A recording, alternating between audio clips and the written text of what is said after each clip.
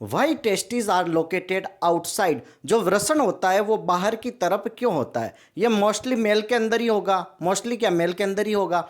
ठीक है, तो ये जो पेयर ऑफ टेस्टिस होता है, एक पेयर होता है, एक जोड़ा होता है, टोटल नंबर ऑफ टेस्टिस कितनी होती है? 2 होती है। ठीक है, और ये जिस थैलीनुमा स्ट्रक्चर के अंदर होती है उसको हम बोलते हैं दैट इज स्क्रोटम। अब जो वृषण होता है बाहर की तरफ क्यों होता है? अब वृषण का मेन काम क्या है? दैट इज स्पर्म प्रोडक्शन होता है। यहां पर क्या बनता है? स्पर्म वीर्य बनता है। क्लियर है?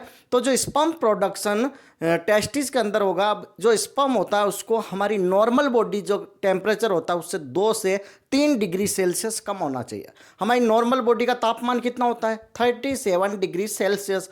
तो 37 डिग्री सेल्सियस से 2 से 3 डिग्री कम होना चाहिए, ताकि that is good for child birth. Clear है?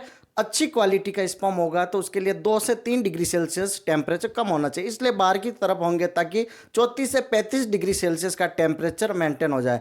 तो आपको पता चल गया भाई, testes are located outside, that is for lower temperature is required for sperm production, that's why testes are located outside of human body. Clear है? Okay, अब ध्यान रखना, जो स्पर्म एक बार जो इजेक्यूलेशन होता है, इजेक्यूएट होता है, तो एक बार में जो स्पर्म निकलता है 200 से 300 मिलियन क्वांटिटी में निकलता है। कितना? 200 से 300 मिलियन क्वांटिटी होती है इसकी। क्लियर है? और सेकंड चीज आ रही है कि स्पर्म प्रोडक्शन के लिए जो हार्मोन रेस्पॉन्सिबल है दैट इज टेस्टोस्टेरोन। कौन सा हार्मोन है?